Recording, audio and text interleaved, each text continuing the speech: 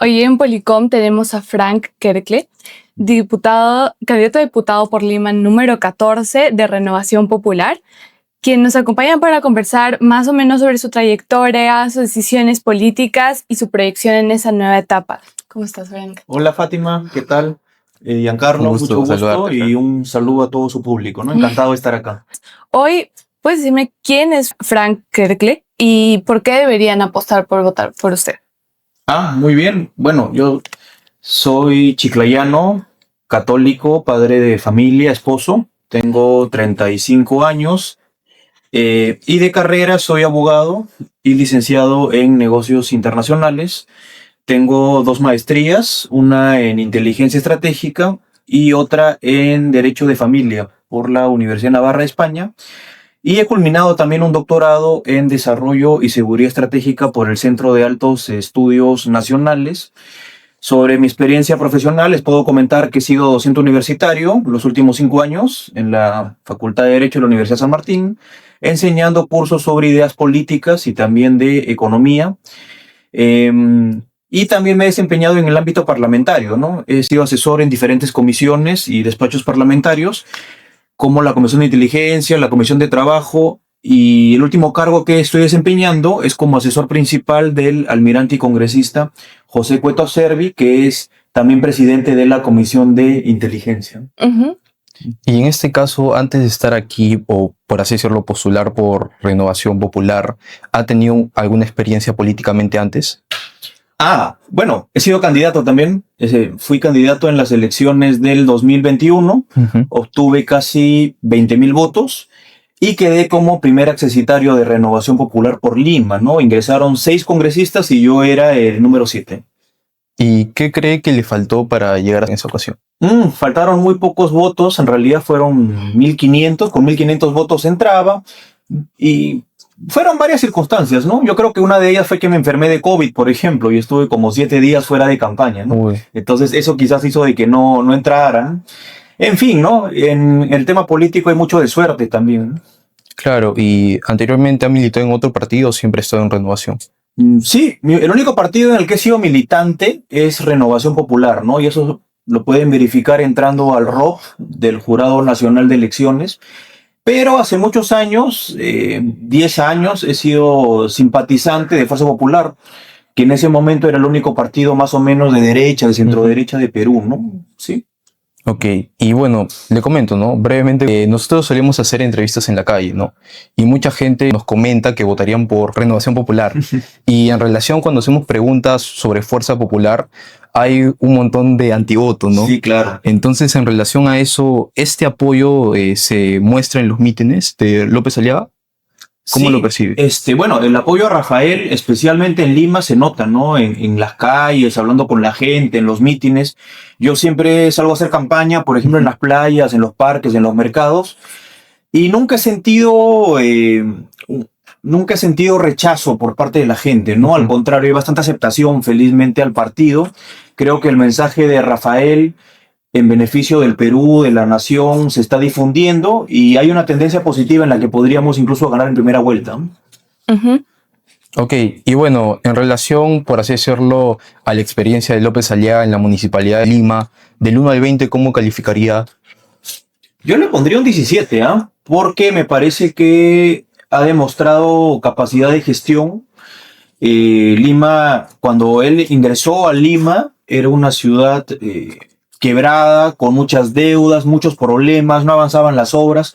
Entonces lo primero que hizo fue reestructurar la gestión, reducir planillas, reducir burocracia y sanear las finanzas, ¿no? Había miles de personas que trabajaban ahí como trabajadores fantasma, prácticamente no cumplían ninguna labor y Rafael lamentablemente tuvo que despedirlos, ¿no? Uh-huh. Ordenar las finanzas, ordenar la casa, logró emitir bonos y obtener miles de millones, los cuales se están usando actualmente para obras, ¿no? Y además ha tenido decisión política para sacar adelante obras que hace tiempo estaban retrasadas, como el caso de la Vía Expresa Sur, que está funcionando, aunque falta elementos de seguridad vial completar, y el tema de las torres, ¿no?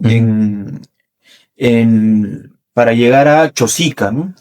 Por otro lado, también ha tenido la iniciativa de hacer gestiones para recibir una donación importante de trenes de Estados Unidos, los cuales pronto van a estar trabajando en beneficio de miles de peruanos, ¿no? Especialmente los que viven en la zona de Chosica, que pierden 4 o 5 horas de su vida para poder trasladarse. Sí, me imagino. Y bueno, sobre eso también, no sé si se acordará, pero también se mencionaba mucho lo que manifestaba el Consejo Fiscal acerca de la deuda, ¿no? Que López Aliaga podría endeudar Lima, también el grado de A1 a bono basura, ¿no? Es una de las principales críticas que se le ha hecho, ¿no?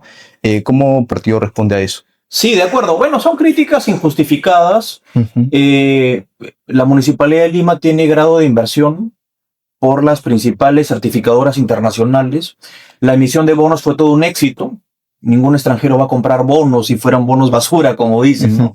No tiene ningún sentido. Y además Rafael, gran parte de su carrera empresarial la ha desarrollado en finanzas. Rafael tiene un MBA de la Universidad del Pacífico en finanzas. Entonces es su especialidad, ¿no? Ahora, en el tema de las deudas e inversiones hay que tener cuidado con un concepto, ¿no? Una cosa es que tú te endeudes, ¿no? Para gasto corriente, para pagar planillas, para pagar pensiones, para pagar mantenimiento. Y otra cosa es de que tú te endeudes para invertir, como es lo que ha hecho Rafael, porque cuando tú inviertes en obras, posteriormente esa inversión permite el crecimiento económico y el desarrollo de la ciudad. Y eso va a retribuir en mayores ingresos para la ciudad que te van a permitir pagar tu deuda, ¿no? Entonces, son cosas diferentes, ¿no? Entonces, si su partido llegara al gobierno o si usted llegara a ser diputado, ¿me podría comentar cuál sería la principal problemática que usted atendería? Sí, de acuerdo. Bueno, definitivamente la mayor amenaza que tenemos para todos los ciudadanos es el tema de la delincuencia y el crimen organizado. Y yo siempre explico esto porque es necesario, ¿no? El tema de la seguridad ciudadana es un tema integral, estructural, que involucra a varias instituciones. Yo lo llamo, son 4 patas de una mesa, ¿no? En primer lugar, tenemos a la Policía Nacional, que requiere pleno respaldo político y legal por parte de las autoridades, por parte de la ciudadanía. Y en ese sentido, a mí como diputado, me gustaría proponer un proyecto de ley para garantizar que si un policía usa su arma de reglamento para abatir delincuentes, por lo menos lleve el proceso en libertad, ¿no? Me parece inverosímil de que lo envíen a la cárcel con otros delincuentes por enfrentar a la delincuencia, ¿no? Es un absurdo. Y por otro lado, el Estado tiene que hacer un esfuerzo para pagarle los mejores abogados a ese policía para que pueda llevar el proceso en tranquilidad, ¿no? Para él y su familia.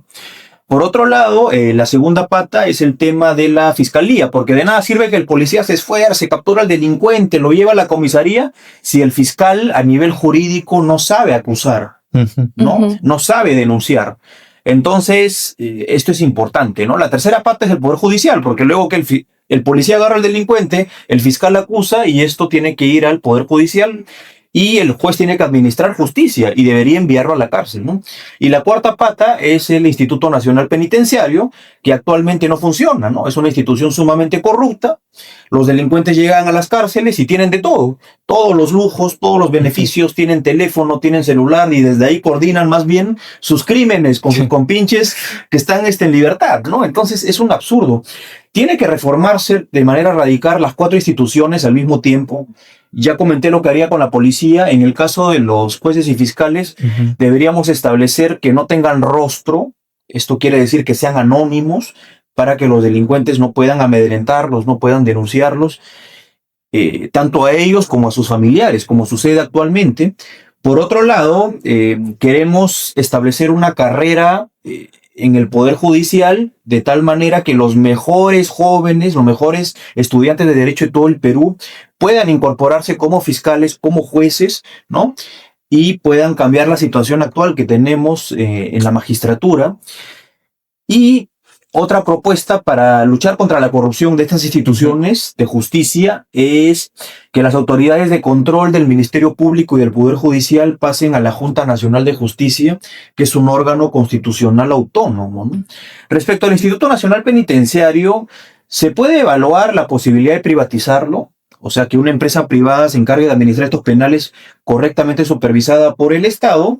Pero también otro tema pendiente es terminar los megapenales, ¿no? Tenemos megapenales construidos al 70-80% que no se terminan por un tema de denuncias, por problemas con Contraloría, con el Poder Judicial, ¿no? Y eso tiene que concluirse definitivamente. Y además de eso, en el caso de los más peligrosos delincuentes, tenemos la idea de establecer una cárcel en zonas alejadas en la selva, donde no tengan acceso a telefonía celular ni a internet, ¿no? Y además que los presos trabajen por el dinero que el Estado, por la comida que el Estado les da diariamente, ¿no? En resumen, ese es el plan de renovación para mejorar la seguridad ciudadana, ¿no? Ujú. ¿Y usted cuáles crees que son las propuestas que diferencian hoy a Renovación Popular del resto de partidos? Bien, bueno, en principio hay que tener en cuenta que Rafael López Aliaga es un hombre que ha demostrado capacidad de gestión, tanto en el sector privado, porque ha tenido decenas de empresas exitosas en varios rubros, como en el sector público, porque ha sido alcalde de Lima y ha tenido una buena gestión, ¿no? Por eso es la opción preferida de los limeños en estos momentos, ¿no? Entonces, eso es algo que no tienen los otros partidos, ¿no? No tienen. Por otro lado, en Renovación Popular no nos importa enfrentarnos contra los grandes poderes fácticos, contra el empresariado nacional, internacional, contra organizaciones extranjeras, contra ONGs, ¿no? Nosotros creemos que hay que priorizar los intereses nacionales sobre cualquier otro tipo de intereses y Rafael tiene la decisión política para hacerlo, ¿no? Entonces nosotros no solo vamos a ofrecer, a prometer, sino que llegando al gobierno lo vamos a hacer. Tenemos voluntad y capacidad para hacerlo, ¿no? Y en tercer lugar, Renovación Popular es el único partido que se ha definido 100% pro vida y pro familia. Entonces, eso quiere decir de que va a defender la vida del concebido hasta la muerte natural y por otro lado va a defender la familia como institución natural y fundamental conformada entre un hombre y una mujer, ¿no? ¿Y por qué entre un hombre y una mujer? Porque son los únicos que naturalmente tienen potencial para procrear, tener hijos y justamente fundar una familia, ¿no? Y este modelo de familia se protege de manera jurídica y se fomenta a través del matrimonio, ¿no? ¿Por qué? Porque el Estado tiene el interés de que se fomenten los matrimonios para que puedan crecer en un entorno seguro las nuevas generaciones de peruanos, ¿no? Esa es la lógica del matrimonio y la familia. Entonces, Renovación Popular va a defender estos puntos, pero no solo estos puntos, sino que para una mejor calidad de vida de las familias se requiere darles los servicios por lo menos básicos, ¿no? Como es agua y desagüe, ¿no? Rafael López Aliaga, como alcalde de Lima, sin ser su obligación, porque no lo es, ha llevado agua a 700,000 familias en Lima, ¿no? Y a pesar de eso hay millones que todavía le falta ese servicio, ¿no? Entonces, eso es algo prioritario para nosotros, ayudar a las personas con menos recursos y más vulnerables que lo necesitan, ¿no? Yo he visitado muchos asentamientos humanos, lugares en Ate, Vitarte, por ejemplo, en Surco. En Surco hay un lugar donde no tienen muros de contención, no tienen agua y desagüe, ¿no? No tienen luz y está lo de Monterrico.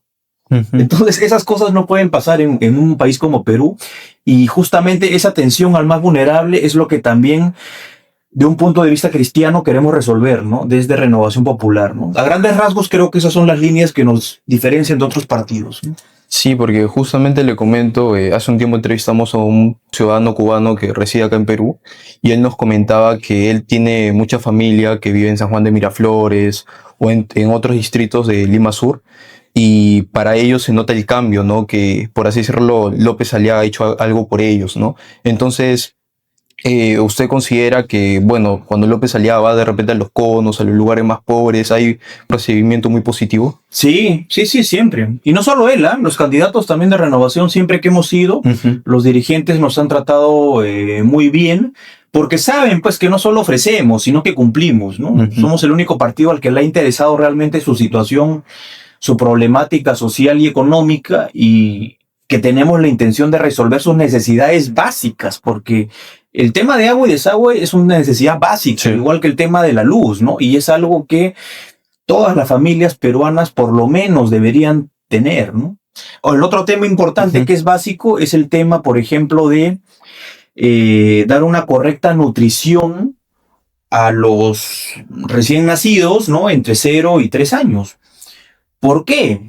Porque está demostrado con estudios científicos de que si en los 3 primeros años tú no le das suficiente hierro para que llegue al cerebro, este no se desarrolla y esos bebés, bueno, niños, infantes, no van a poder jamás competir en igualdad de condiciones en los colegios y en universidades con otras personas. O sea, ya les frustraste la vida para siempre si no logran desarrollar su cerebro, ¿no? Entonces, por eso la idea es dar los nutrientes, los alimentos necesarios a todas las familias, a los bebés, a los infantes, para que puedan competir en igualdad de condiciones con el resto. Bueno, ahora le voy a hablar un poco sobre lo que sentimos los peruanos al votar. Claro. No, muchos peruanos normalmente nos arrepentimos de nuestro voto en algún momento, ¿no? Y en momentos de crisis se han visto con buenos ojos medidas como el cierre del Congreso, las vacancias recurrentes o la confrontación entre poderes, ¿no? Entonces le quería preguntar, ¿usted qué cree que está fallando en nuestra cultura democrática? Qué interesante tu pregunta y es muy profunda. Hay varios aspectos, ¿no?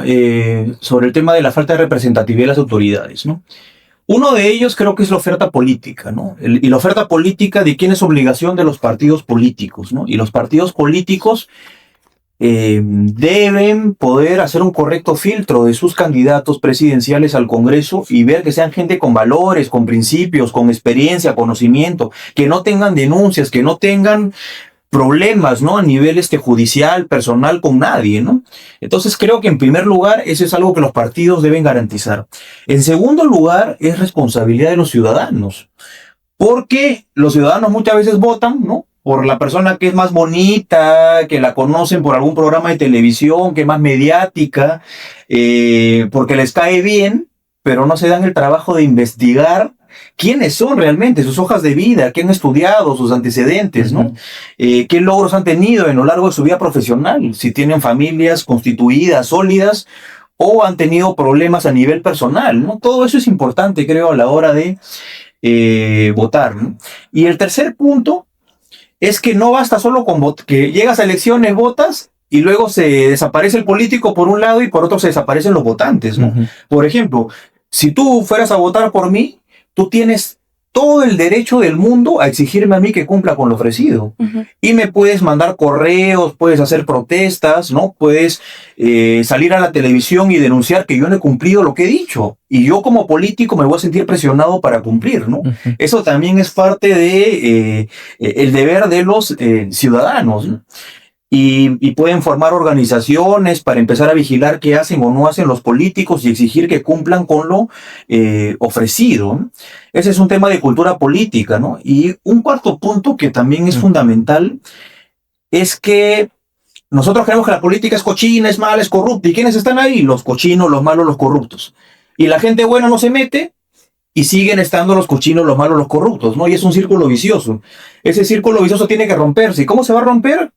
Teniendo jóvenes como ustedes, con valores, con principios, con conocimiento, que se metan a la política y realmente quieran cambiar la situación, ¿no? Entonces, si entra gente con valores, con virtudes a la política, yo creo que se va a romper ese círculo vicioso, vamos a crear un círculo virtuoso y eso va a repercutir en el desarrollo de Perú, ¿no? Entonces, creo que así podríamos cambiar esta situación. Mire, en relación a eso, le comento, justamente le hemos hecho esa pregunta profunda, porque no sé si vio...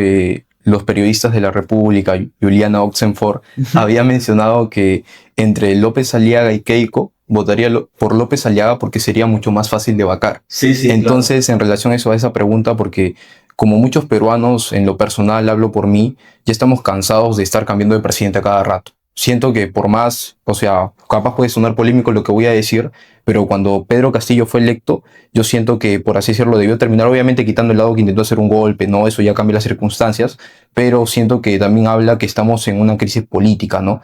Entonces, en relación a eso, a ese comentario que sería más fácil de vacar, usted, no sé, ¿qué piensa en relación a eso? Claro, en realidad fueron dos comentarios, porque primero Juliana estaban como que debatiendo, ¿no? Entre los periodistas de la República, y Juliana Oxenford dijo, bueno, entre López Aliaga y Keiko, yo prefiero López Aliaga. ¿Por qué? Porque es más fácil de bajármelo, ¿no?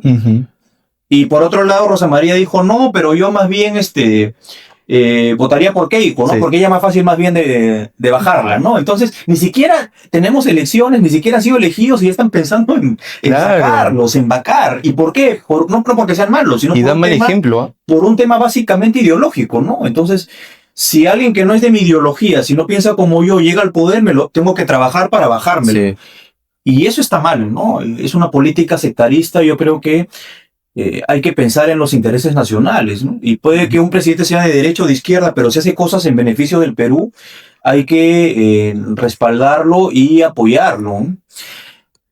Y sí, estamos en una crisis política permanente y gran parte de esto es porque las fuerzas políticas no pueden reunirse y conversar y atender los grandes problemas nacionales, ¿no? Cosa que sí se puede hacer en otros países, por ejemplo Chile, ¿no? Que a pesar que tiene un presidente de izquierda, igual siguen avanzando con las grandes políticas de Estado a nivel nacional, ¿no? Nos falta madurez política y creo que debemos cambiar eso. Pero en el caso de estas elecciones, Rafael López Aliaga, para poder gobernar, necesita mayoría en el Congreso. Entonces no basta que llegue él solo a ser presidente, sino que tenga una gran bancada en la Cámara de Diputados, en la Cámara de Senadores, que lo respalde para que pueda hacer políticas en beneficio del Perú. Porque si Rafael López Aliaga llega solo a ser presidente, pero tiene una bancada muy pequeña, va a ser muy difícil que pueda gobernar y cumplir con todo lo que se está proponiendo, ¿no? Bueno, ¿cuál es la posición del partido respecto a Milagros Jauregui? Le comento esto porque ha habido, por así decirlo, divisiones. En lo personal he visto como espectador en relación a su posición, ¿no? Algunos se han mostrado a favor, defendiendo a Milagros y otros en contra, ¿no? Sí. Tengo entendido que usted en contra, ¿no? Ya, bueno. Claro, por los hechos, claro. Por eso le comento para aclarar eso, ¿no? Sí, te voy a explicar mi posición. Y mi posición es que hay que dividir dos hechos que son diferentes, ¿no? Un hecho es el tema de la exposición pública de menores de edad, de condición vulnerable, que a mí sí me parece lamentable, repudiable y totalmente inadecuado, ¿no?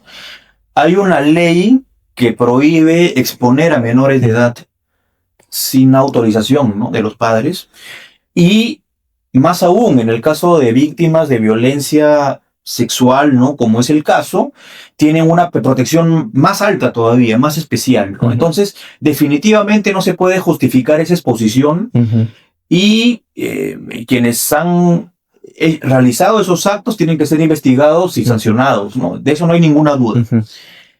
Ese es un hecho.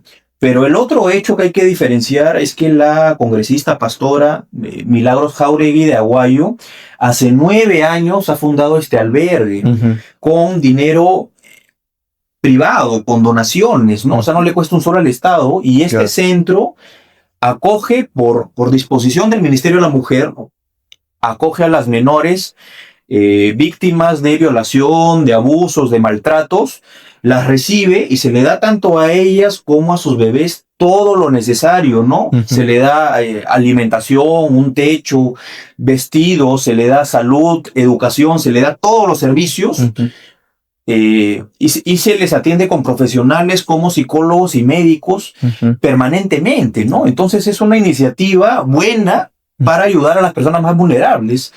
Y eso me parece loable, rescatable, y hay que aplaudirlo, ¿no? El hecho de que se hayan habido esas fotos, estos videos, es negativo, no debe repetirse de ninguna manera, pero hay que mantener lo bueno, hay que mantener lo otro, ¿no? Porque mira, he visto una noticia de que por la presión política el Ministerio de la Mujer ha dicho ya, a las decenas de niñas que están ahí las vamos a derivar a otros albergues del Estado. Yo he visitado albergues de niños en del Estado, y la situación es deplorable, lamentable. No tienen la infraestructura adecuada, no tienen los servicios, ¿no? Hay casos de denuncias, de maltratos, de abusos.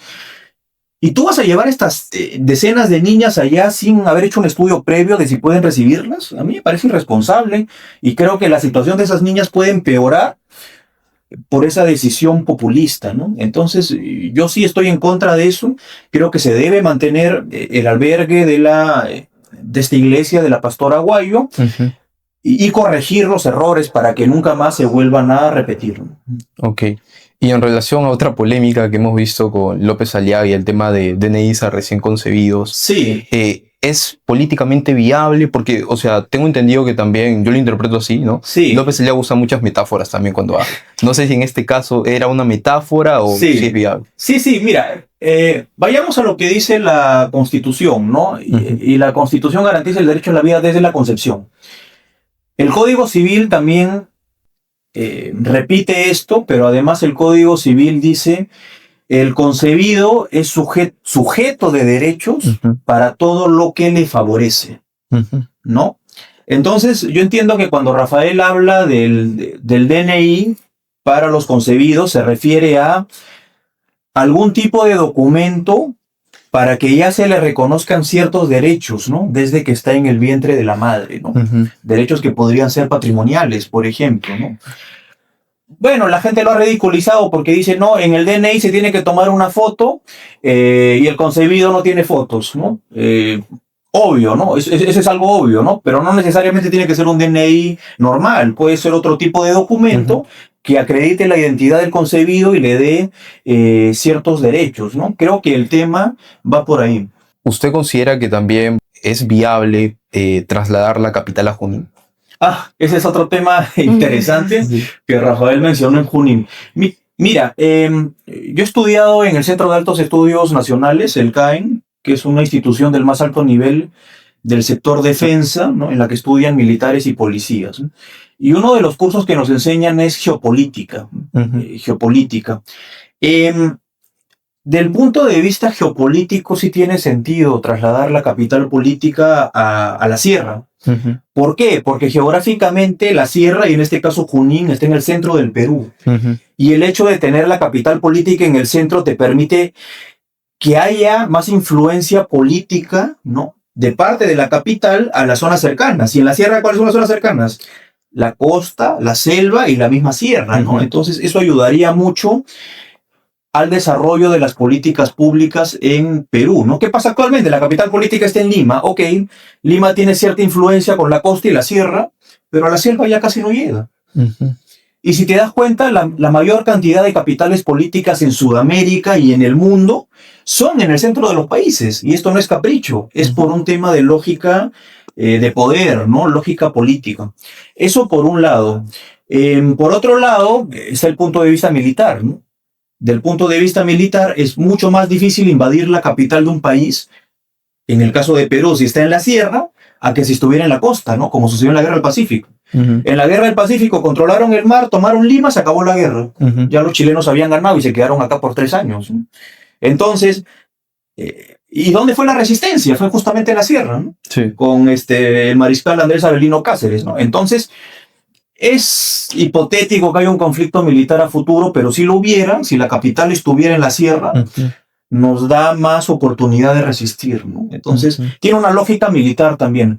Y también tiene una lógica económica que al trasladar la capital política a una ciudad de la sierra, como Concepción, en Junín, va a permitir que las autoridades políticas conozcan más la realidad nacional, ¿no? La realidad de la sierra, y se preocupen más en fomentar obras, inversiones que beneficien a esos lugares, ¿no? Y en interconectar también el país, ¿no? Entonces, eso también te va a permitir cierto desarrollo y crecimiento económico. Ahora, no va a ser de que Rafael llega a Palacio de Gobierno y al día siguiente traslada a la capital. Eso sería absurdo porque no hay infraestructura en Junín para poder tener los ministerios, ¿no? El Congreso, si hubiera, etcétera, etcétera. Entonces, tiene que planificarse esto como en Brasilia, construirse la infraestructura y esto se llevará a cabo en 2 o 3 años, ¿no? No va a ser algo que va a ser inmediato.